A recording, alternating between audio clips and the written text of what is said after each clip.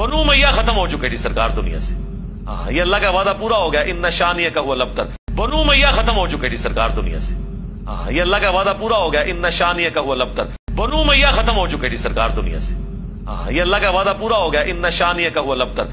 دنیا میں اس وقت کوئی عرب قبیلہ نہیں جو اپنے آپ کو بنو امیہ کہتا ہو. حالانکہ 800 سال تک اسپین میں بنو امیہ نے حکومت کی ہے.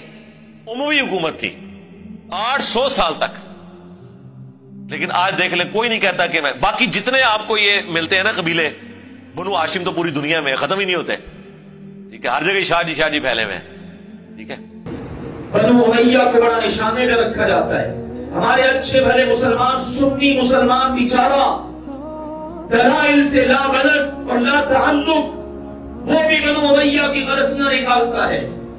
سیدنا معاویہ رضی اللہ تعالی عنہ کے بارے میں بات چیت, سیدنا ابو سفیان رضی اللہ عنہ کے متعلق نازیبہ گفتگو.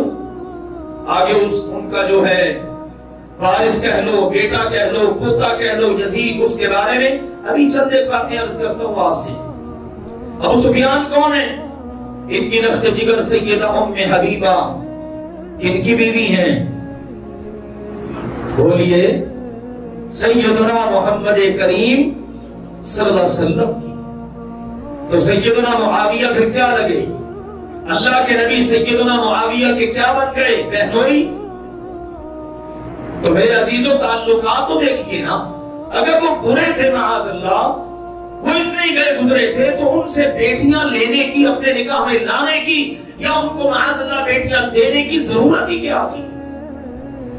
جبکہ حقیقت یہ ہے یہاں پر تو تعلقات اتنے آپس میں جڑے ہوئے, اتنا آپس کے اندر پیار اور محبت, صحابہ اہل بیت کی محبت سے سرشار اور اہل بیت صحابہ کی محبت سے سرشار. پھر یہ سلسلہ صرف ہمارے پیارے نبی کی زندگی تک ہی نہیں رہا, آپ کے بعد بھی یہ سلسلہ جاری رہا.